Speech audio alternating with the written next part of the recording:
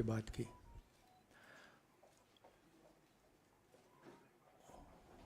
मणिपुर में महीनों से आग लगी हुई है, लोग मारे जा रहे हैं, बलात्कार हो रहा है, बच्चों को मारा जा रहा है। और अगर आपने देखा होगा कल, तो प्रधानमंत्री हंस हंस के बोल रहे थे, मुस्कुरा रहे थे, जोक्स क्रैक कर रहे थे, हंस रहे थे। ये उनको शोभा नहीं देता है। हिंदुस्तान का प्रधानमंत्री, अगर इस देश में हिंसा हो रही है, दर्द हो रहा है, हिंदुस्तान के प्रधानमंत्री को 2 घंटे मजाक नहीं उड़ाना चाहिए। विषय कांग्रेस नहीं था, विषय मैं नहीं था, विषय मणिपुर है। मणिपुर में क्या हो रहा है और उसको एकदम क्यों नहीं रोका जा रहा है, ये विषय है। मैं आपको अपना एक्सपीरियंस देता हूं, जो मैंने शायद अभी तक बोला नहीं, शायद पहले बोल देना था। मैं अब तकरीबन 19 साल से राजनीति में हूं और मैं हर स्टेट में गया हूं। बाढ़ आए, तूफान आए, सुनामी आई थी, हिंसा होती है, हम जाते हैं। 19 साल के एक्सपीरियंस में जो मैंने मणिपुर में देखा और सुना, वो मैंने कभी पहले नहीं सुना था। मैंने पार्लियामेंट में बोला कि प्रधानमंत्री जी ने, अमित शाह जी ने भारत माता की हत्या की है, मणिपुर में भारत को खत्म कर दिया है। मैंने ऐसे नहीं बोला था, ये खोखले शब्द नहीं है। मैं आपको समझाता हूं मैंने ये बात बोली क्यों। जब हम मणिपुर पहुंचे,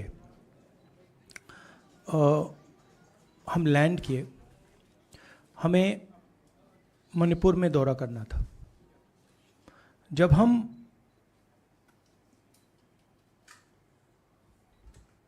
मेइते एरिया में गए, हमें साफ कहा गया था कि अगर आपकी सिक्योरिटी डिटेल में कोई भी कुकी होगा, उसको आप यहां मत लाइए क्योंकि हम उसको मार देंगे। और जब हम कुकी के एरिया में गए, हमें कहा गया अगर कोई मेइते आपकी सिक्योरिटी डिटेल में होगा, उसको आप मत लाइए, उसको हम गोली मार देंगे। हम जब गए, हमें मेइतेज को परे करना पड़ा, हमें कुकीज को परे करना पड़ा। मतलब एक स्टेट नहीं है, आज 2 स्टेट है। स्टेट की हत्या कर दी गई है और उसको चीर दिया गया है। इसलिए मैंने बोला हिंदुस्तान की हत्या मणिपुर में बीजेपी ने कर दी है। और जब मैंने कल प्रधानमंत्री को देखा हंसते हुए, मजाक उड़ाते हुए, मैं समझ नहीं पा रहा था कि हिंदुस्तान का प्रधानमंत्री इस प्रकार से कैसे बोल सकता है। प्रधानमंत्री को यह पता नहीं लग रहा है कि हमारे देश में क्या हो रहा है। छोड़िए, नहीं जाना चाहते हैं, उसके भी कारण हैं, शायद मैं बता नहीं सकता हूं आपको, उसके कारण हैं। मगर अगर जा नहीं सकते हैं तो मणिपुर के बारे में बोले तो। हिंदुस्तान की आर्मी, आप सब जानते हो, सेना को आप जानते हो, जो मणिपुर में हो रहा है, हिंदुस्तान की सेना उसको 2 दिन में रोक सकती है, 3 दिन नहीं लगेंगे। अगर हिंदुस्तान की आर्मी को कहा गया कि यह तमाशा बंद करो, 2 दिन में यह तमाशा, ड्रामा बंद हो जाएगा।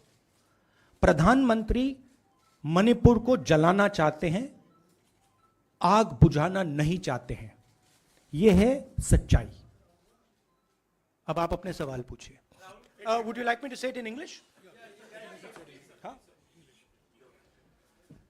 I watched the Prime Minister of India yesterday speaking for 2 hours, laughing, joking,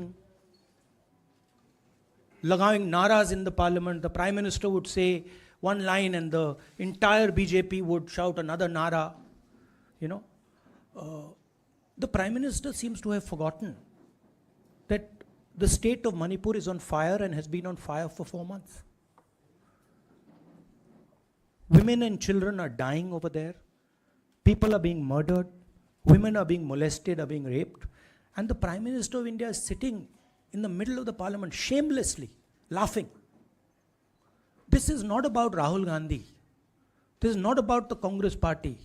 This is not about the opposition. This is about India. It's about our country. A state has been decimated. It has been destroyed. It does not exist anymore. And it has happened because of the politics of the BJP. Divide and rule and burn. That is why in my speech I said, Bharat Mata has been murdered in Manipur. It's very interesting. For the first time, the words Bharat Mata have been expunged from the parliament. It's an insult to those words. Whatever I said that is wrong. I have said Bharat Mata, which is an idea, which is the idea of India, where everybody lives peacefully, harmoniously, with affection, has been killed in Manipur. It's a fact. So, the word itself now cannot be spoken by the people of India. We cannot say Bharat Mata in parliament.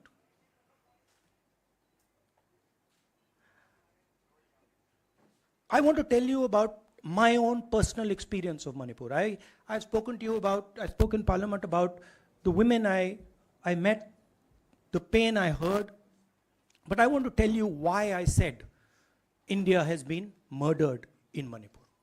And I said it because Manipur no longer exists as a state. A state requires control. A state requires authority. That is disappeared in Manipur. It does not exist. And I saw this with my own eyes. When we went to Manipur, when we went to the Meitei area, we were categorically told that please ensure, we want you to come, we love you, but please ensure that if there are any cookies in your security detail, they do not come into our area or we will shoot them. When I went into the cookie area, we were told the same thing. We love you, we want you to come. But please make sure, if there are any Meiteis in your security detail, we will shoot them. Do not bring them here. Before going to the Meitei area, we had to remove all cookies from our security detail. Before going to the cookie area, we had to remove all Meiteis from our security detail. When we went there, the security forces, central security forces, told us we have never seen anything like this. We were told it is completely outside our control. That is why I said Manipur has been murdered by the BJP and the idea of India has been murdered by the BJP in Manipur. I was not speaking metaphorically. I was speaking literally. Now, the Indian army, it will take the Indian army 2 days to put an end to the nonsense that is going on in Manipur. The Prime Minister refuses to stop the fire. He wants Manipur to burn. He allows Manipur to burn. Because if he did want it to stop, there are tools in the hands of the Indian government that can stop it immediately. I know. I have full faith in our army. I know. And every Indian citizen knows that if the Indian army is told, please put an end to this, it will stop immediately. There are reasons for the PM not being able to go to Manipur. I'm aware of those reasons. I don't want to say them publicly. But there are clear reasons as to why the Prime Minister is not going there. That is why we wanted the Prime Minister to speak in Parliament. That is why we wanted Manipur to be on the agenda in Parliament. And what did the Prime Minister do? He ridiculed the state. He ridiculed the women of the state. He laughed at the women of the state. That's the truth. Now please ask your questions. Sanjeev, mic dena yaar. Finally, I just want to say one thing again in English. See, the Prime Minister, when he becomes Prime Minister, he ceases to be a politician. He becomes the representative of the voice of this country. His the politics should be put aside. And the Prime Minister should speak not as a petty politician, as the leader of a political party, but the Prime Minister should speak with the weight of the Indian people behind him. And it's tragic to watch Mr. Narendra Modi. It's sad, because the Prime Minister does not understand what he actually is. He is our representative. He's my representative. He's all our representative. And watching the Prime Minister spend 2 hours talking about the Congress, talking about the opposition, making ridiculous remarks about the name, this really does not do justice to an Indian Prime Minister. I've seen Prime Ministers from the Congress party, I've seen Prime Ministers from the BJP, I've seen Mr. Vajpayee, I've seen Mr. Dev Gowda. None of them have ever done this. There's a complete misunderstanding in the mind of Narendra Modi ji about what the Prime Minister of India is. Rahul ji, you wanted the Prime Minister to speak in Parliament, and now that he's spoken, and you've said that he wants Manipur to continue to burn. So what is the Congress Party's next step to retrieve Manipur and save it? The only conclusion I can draw, because the Prime Minister has tools in his hand that can stamp out the fire in Manipur certainly within 3 or 4 days. But for some reason he's refusing to use those tools. Right? The Prime Minister could at least go to Manipur, to the communities, and say, I'm your Prime Minister. Let's start talking. It will be taken seriously. So I don't see any intention. Rahul ji, कल ये भी प्रधानमंत्री ने अपने भाषण में कहा कि 2018 में ये लेके आए थे, 2023 में विश्वास प्रस्ताव लेके आए और 2023 में भी लाएंगे। तो एक तरीके से उन्होंने साफ तौर पर ये कह दिया कि मैं तो हमारी सरकार अगली बार भी बन रही है। एक पॉलिटिकल बात भी उन्होंने कही। तो आप उनके पूरे भाषण को आप ये कह रहे हैं कि पॉलिटिकल भाषण ज़्यादा था, मणिपुर पे बात बहुत कम थी, तो इसको कैसे देखते हैं? नहीं, भाषण हिंदुस्तान के बारे में नहीं था, भाषण नरेंद्र मोदी जी के बारे में था। अपनी राय, अपनी राजनीति, अपने एम्बिशंस वो आपको दे रहे थे। सवाल ये नहीं है कि नरेंद्र मोदी जी 24 में प्रधानमंत्री बनेंगे या नहीं। सवाल ये है कि मणिपुर जल रहा है, महिलाओं का बलात्कार हो रहा है, लोग मारे जा रहे हैं। सवाल ये है, अगर ये प्रधानमंत्री कहना चाहते हैं तो ये पब्लिक मीटिंग में कहें।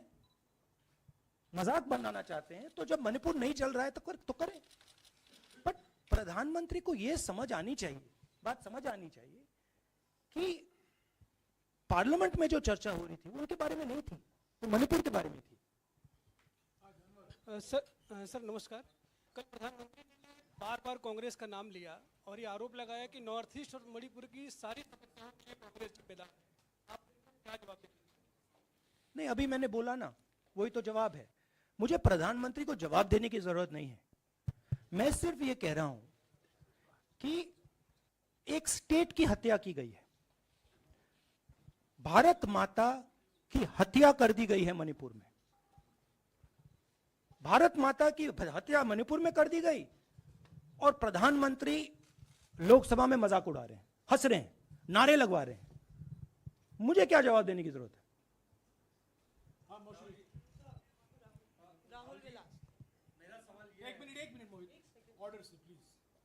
Mr. Gandhi, you waxed eloquent.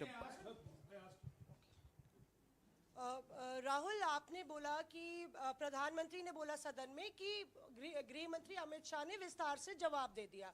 Amit Shah साहब ये कहते हैं कि मणिपुर के सीएम को हटाने की जरूरत इसलिए नहीं है क्योंकि उन्होंने हमारी पूरी बात सुनी और वो कभी भी कोई, हमने डीजीपी चेंज किया, डीजीपी चेंज कर दिया, उन्होंने जो भी प्रशासनिक व्यवस्था हम चेंज करना चाहते थे, इसलिए मणिपुर सीएम को हटाने मणिपुर सीएम, जब मैं मणिपुर गया, मणिपुर सीएम ने जो मणिपुर में हजारों वेपन्स हजारों वेपन्स जो लूटे गए वो मणिपुर सीएम के नीचे ही हुआ। तो क्या अमित शाह चाहते थे कि ये हजारों वेपन्स लूटे जाएं?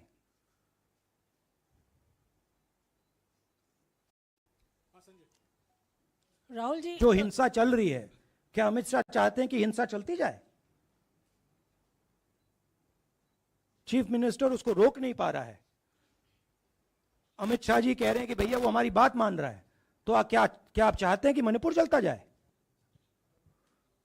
राहुल जी, एक संसद में एक नया ट्रेंड दिखाई दे रहा है कि कई सेशन से अपोजिशन के एमपीज या तो सस्पेंड हो रहे हैं या डिस्क्वालीफाई हो रहे हैं, या एक सेशन से ज़्यादा। ये अपोजिशन के एमपीज का जो प्रिविलेज मोशन या प्रिविलेज रूल्स के तहत जो डिस्क्वालिफिकेशन हो रहा है या सस्पेंशन हो रहा है, इसका जो ट्रेंड बढ़ रहा है, इसको आप लोग कैसे एड्रेस करेंगे? आप देखिए, एमपीज को निकालें, वापस डालें, हमारा काम बदलता नहीं है। हमारा लक्ष्य जो मणिपुर में हो रहा है उसको रुकवाने का है। जो भी औजार हमारे हाथों में है उस हिंसा को रुकवाने के लिए उनका हम प्रयोग कर रहे हैं और करेंगे।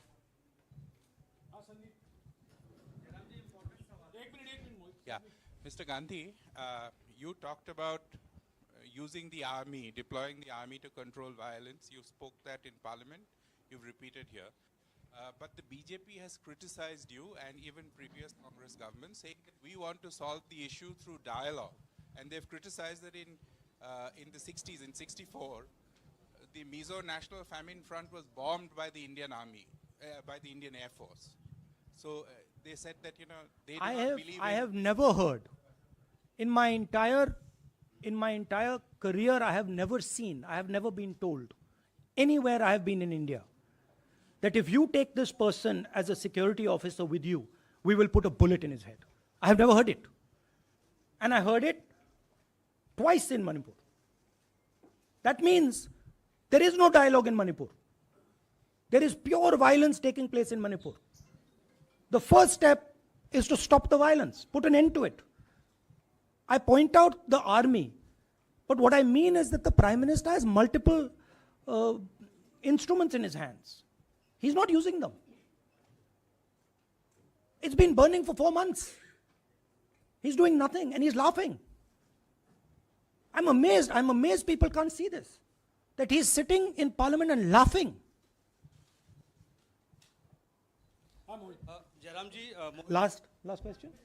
जयराम जी, मोहित दुबे हूँ न्यूज नेशन से। आपने 37 मिनट का भाषण जयराम जी राहुल जी नहीं, मतलब आप मुझसे जयराम कर रहे हैं या उनसे? राहुल जी आपने जय सिया राम। राहुल जी, आपने 37 मिनट का भाषण लोकसभा के भीतर दिया और 37 मिनट में सिर्फ आपको करीब 14 मिनट ही दिखाया गया, बाकी आपके चेहरे पे कैमरा नहीं था और आप मणिपुर गए, मैक्सिमम टाइम आपने मणिपुर के ऊपर बोला। इस परंपरा को आप किस तरीके से देखते हैं? पता नहीं, शायद कॉन्ट्रडिक्शन है।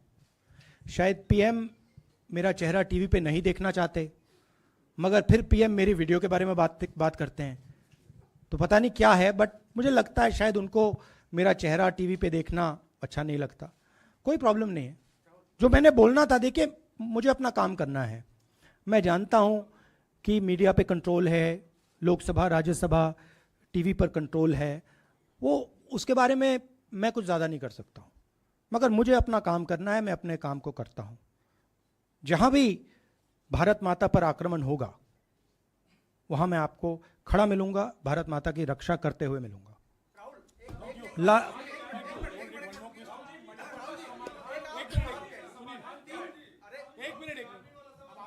हाँ, okay, last question, brother.